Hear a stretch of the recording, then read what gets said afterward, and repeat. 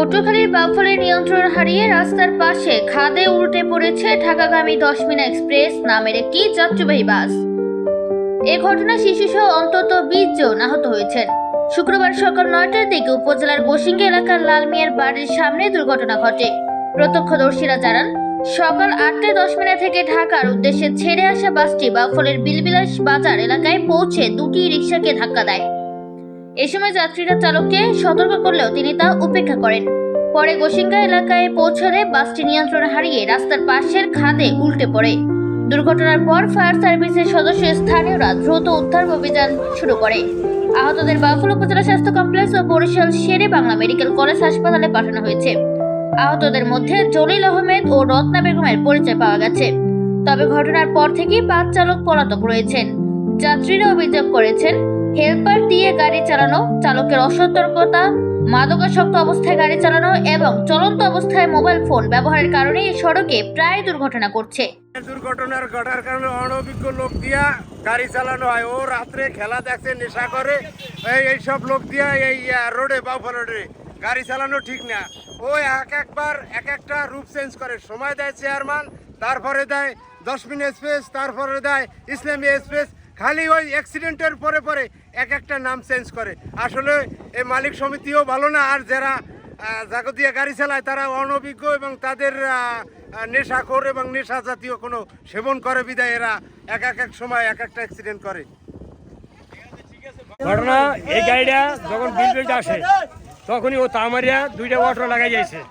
আমার পর যখন এখানে আইছে, ও যে খাজু গাছ পরিমাণে নিম্নে হানুনে 20-30 ফুট দূরে হ্যাঁ দিন নামিয়া ও গাড়িটা নামাই দিছে। ও গাড়ি ব্রেক করলে, যথেষ্ট ব্রেক করলে গাড়িটা নিয়ন্ত্রণ আসে, আনের এত লোক ক্ষতি হয় না।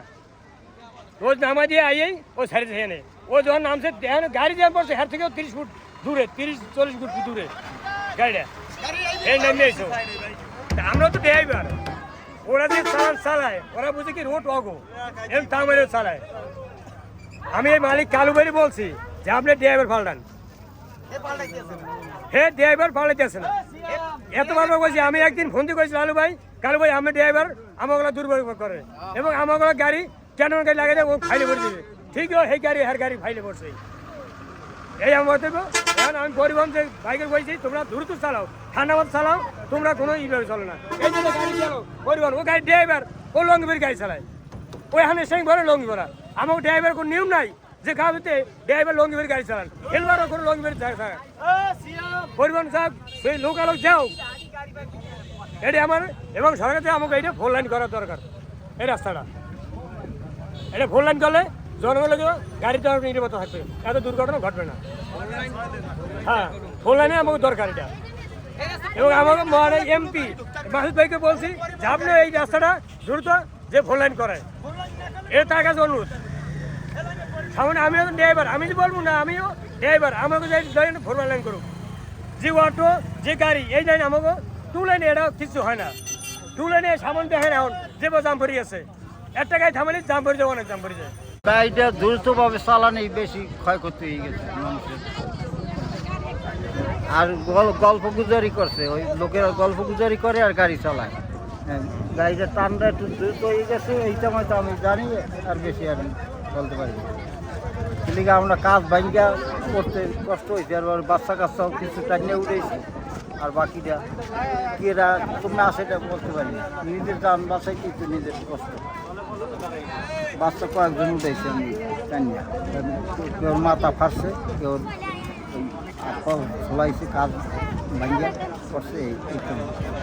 আমার নিজেকে ছেলে ঢাকা মেলা কাছে চিকিৎসা করাইছে। ঢাকা পর্যন্ত যাচ্ছিল, তারপর 10 মিনা থেকে ঢাকা আমার যাচ্ছিল। পরে আমি কালাইয়া থেকে যাচ্ছি, পরে বিলবিলাস বাজারও একটা অটো ধাক্কা দিয়ে আসছে।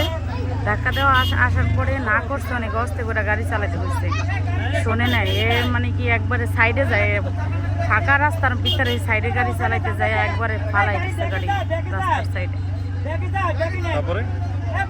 তারপরে আর কি, হারা তো চলে গেছে, হারা তো নাই গাড়ি দিচ্ছে। তারপরে বের করছে মানুষে, গ্লাস ঝালনার গ্লাস ভাঙে উদ্ধার করছে। আপনি আহত হয়েছেন কোথাও? হ্যাঁ, আমার মাথায় আঘাত পেয়েছে আর আমার পা আছে, পা দিয়ে পাড়া দিতে পারে। তো এখন অপেক্ষা করতেছেন কেন? অপেক্ষা করতেছে, আমার গাড়ির ভিতরে মোবাইল আছে, উদ্ধারের জন্য। চলে যেতাম, এরা আমার থাকতে কইছে এই জায়গায়, এই যে ফায়ার সার্ভিস এসে এরা থাকতে কইছে।